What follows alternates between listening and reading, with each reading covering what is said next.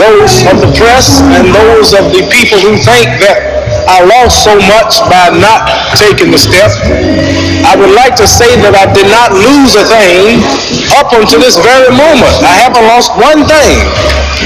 I have gained a lot.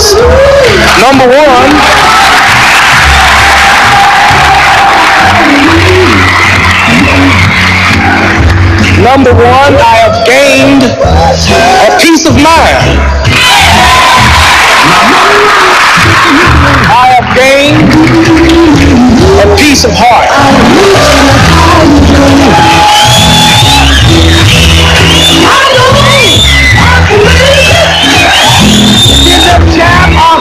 In 1970, the Supreme Court overturned Ali's conviction. It was an expensive victory. Ali had lost 3 years at the height of his career, but 4 years later, he defeated George Foreman in Zaire. At the age of 32, Ali was once again heavyweight champion of the world. But he was the genuine product of the moment. He was the best example. He was the Negro kid who came up in the black moment, who was Cassius Clay, that then became Muhammad Ali, that took on all of the characteristics and was the embodiment of the thrust of the movement. He was courageous. He put his class issues on the line. He didn't care about money. He didn't care about the white man's success and the things that you aspire to. He brought America to its most wonderful and its most naked moment. I will not play your game. I will not kill in your behalf. You are immoral, unjust, and I stand here to test to not do with me what you will. And he was terribly, terribly powerful and delicious. And he made it. He made it.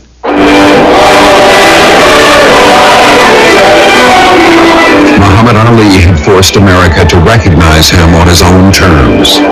In the mid-1960s, black students demanded that same recognition from Howard University in Washington, D.C. Howard was a prestigious black institution that had provided leadership for the civil rights movement. The whole attitude of the civil rights movement was shifting, and Howard wasn't shifting with it. The attitude was that one of integration, of assimilation, and the whole movement was beginning to shift towards one of self-identity and self-empowerment. And Howard was resisting that as opposed to carrying that forward. You've got to conform to the society in which you live. You've got to live within it or outside of it. You can't straddle a fence. Now, are you going to live outside of the American culture, or are you going to live within it? As long as you stay in America, you've got to conform. What else can you do?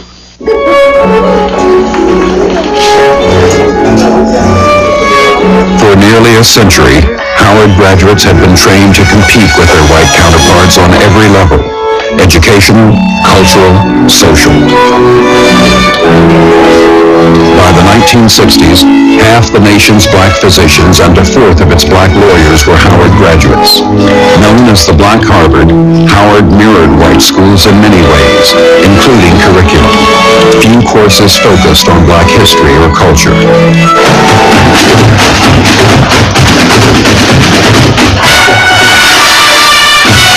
Howard's annual homecoming celebration, October 1966.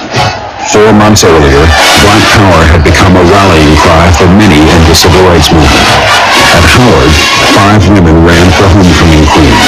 Among them was Robin Gregory. She had an afro, which of course was the statement that she made physically. And Robin talked about the movement. Robin talked about black politics. Robin was not the traditional homecoming queen candidate. I felt it was really important at that time, because the Black Power movement was new, that we as a people began to accept ourselves, just as who we were. Because over the years, there was a tremendous amount of shame. We were made to feel ugly, essentially, by media images and things that people told us, and we did everything that we could so that we wouldn't look like who we are, which was, descendants of African people. The campaign lasted 2 weeks. On election night, the auditorium was packed. I remember very much the evening when the homecoming queen was crowned. The lights went down, candidates went back. Then you heard the curtains open, and you heard the crank of the revolving stage begin. And as the stage revolved and turned around toward the audience, the lights began to come up at the same time. Well, before you saw Robin, you saw the way that the lights cast a silhouette on the curtains, and you saw the silhouette of her afro before you saw her. Well, the auditorium exploded, and everybody exploded. It was a wonderful moment. People started jumping up and screaming, and some were raising their fists. Then spontaneously a chant began. The chant was Ungawa Black Power, Ungawa Black Power. And a chain was created. People started to march to it, to the rhythm of Ungawa Black Power.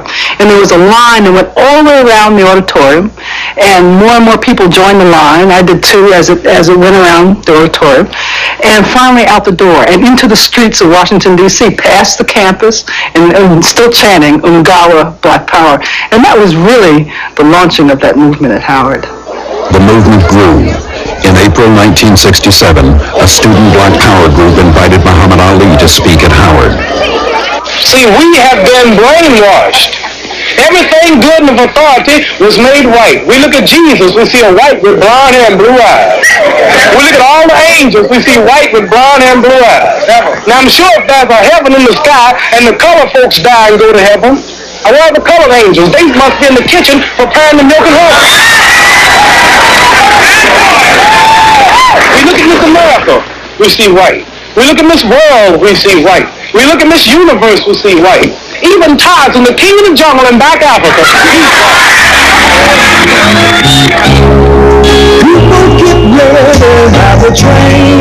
Over the next 3 semesters, students and some faculty pushed Howard to proclaim itself a black institution. They demanded more courses in black culture and history. They demonstrated against military training on campus. A protest against the war in Vietnam led student government leaders to denounce fellow students. It has been apparent that throughout the year, certain elements have attempted to transform Howard University into a haven of black power and a center of race controversy. While we recognize the need for Negroes to organize politically and socially, and many of us here have led vital demonstrations for the people, any tendency to disrupt the normal processes of this university and accepted standards of society cannot be condoned. As a student leader, you felt like you were being pulled apart, pulled in different directions by what you thought the right way to deal with the problem was, as opposed to what the popular opinions on campus happened to reflect. A much more militant attitude on the part of some students in dealing with the administration. Techniques and tactics that were directly coming from the broader civil rights struggle off the campus. And you had to feel like this was not necessarily going to work on a university campus.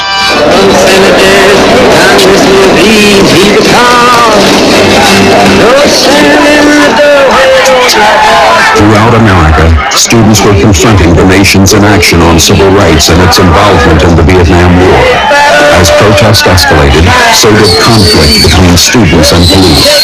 During a civil rights protest in February 1968, 3 unarmed black students were shot and killed by police in Orangeburg, South Carolina.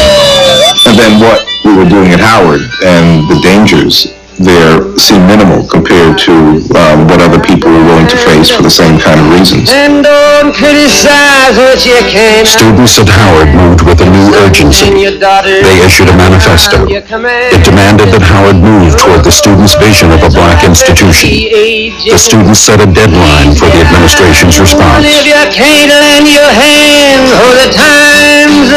It was almost unheard of in those days to place demands on administrators, but yet people demanded the resignation of the president and the dean of liberal arts and the vice president of the university.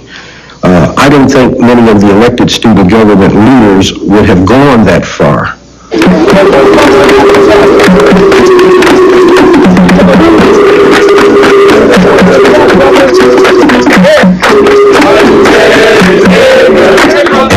1968, protesters went farther. When the university failed to respond to the manifesto, 1,200 students took over the administration building.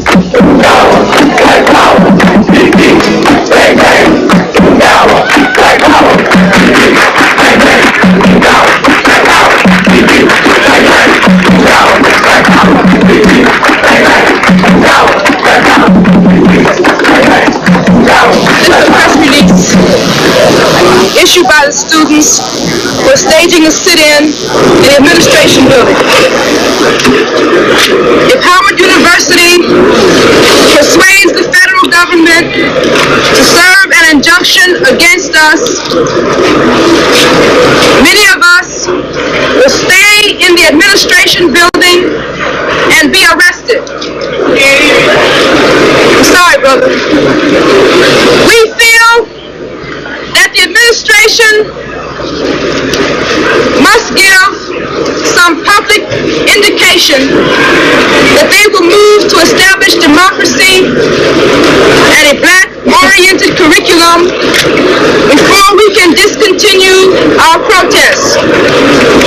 Our position is legitimate, and we must continue to push for all of our demands. Specifically, the black issue was that Howard should exist for the benefit of the black community, that it ought to be involved in economic change and political change, that it had a mission, let's say, or a purpose, a goal, that didn't allow it just to be a place where you came and got a liberal education and became a member of the middle class and went on with no consciousness. It was, for all practical purposes, a black university. I don't know how it could have been more black, and I'm not sure what they were trying to say, but Howard provided a mainstream education which prepared people to be competitive in every field. I don't recognize, and I don't think the world recognizes, that there's any black physics, there's no black engineering, there's no black medicine, so that the mission of the university was to train students to be competitive and competent in whatever field.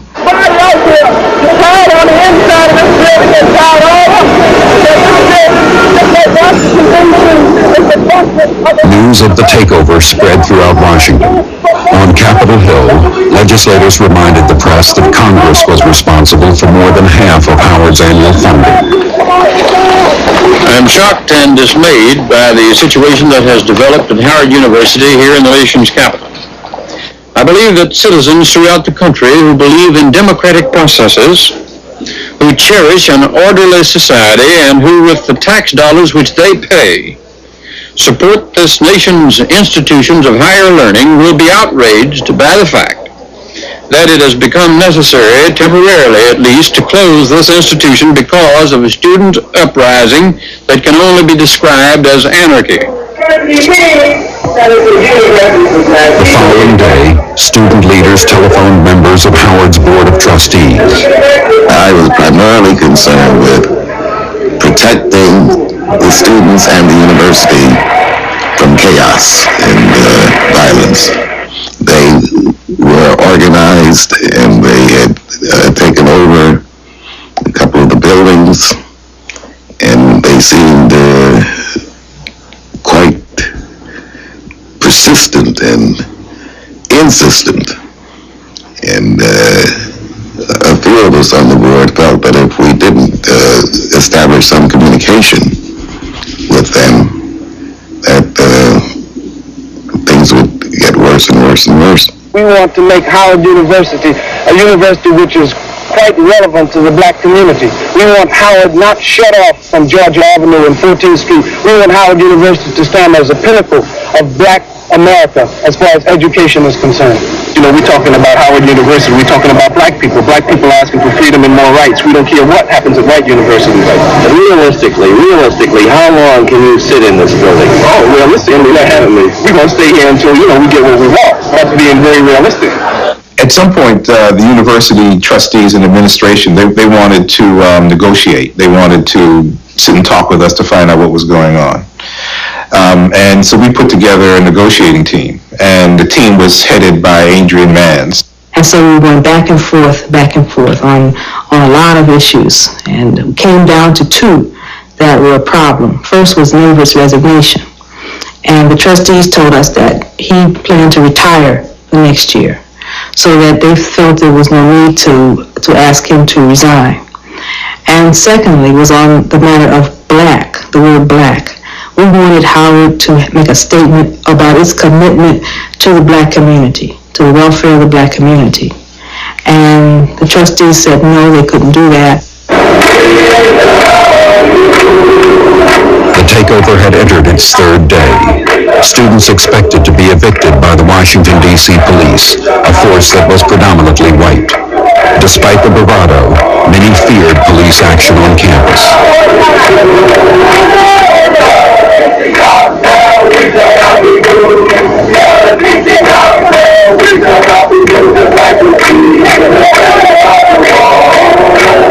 I thought strongly that we should do everything within our power to keep police from coming in to this conflict or coming on campus, because I had images of police using their nightsticks and their bludgeons, and worse, really. I had been at, in October '67 at the Pentagon for the big peace march.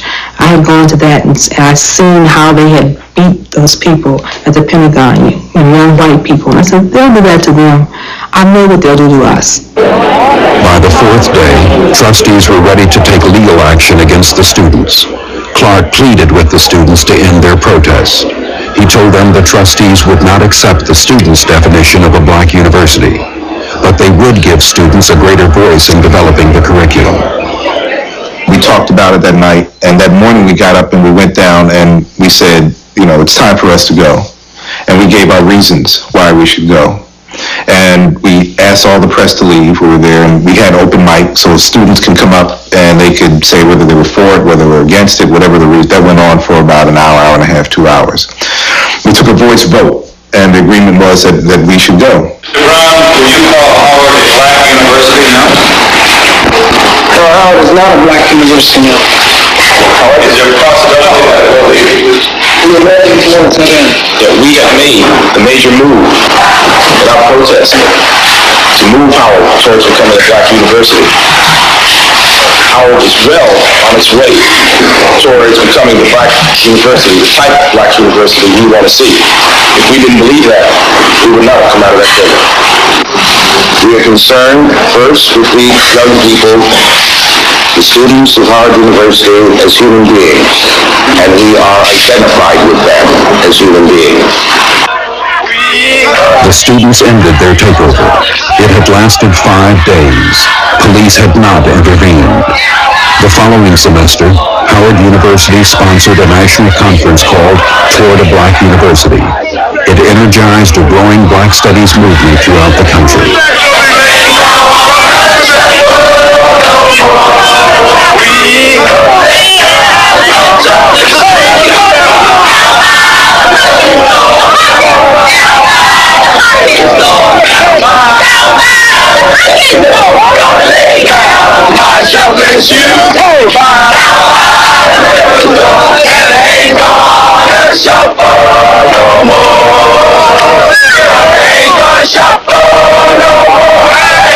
Shop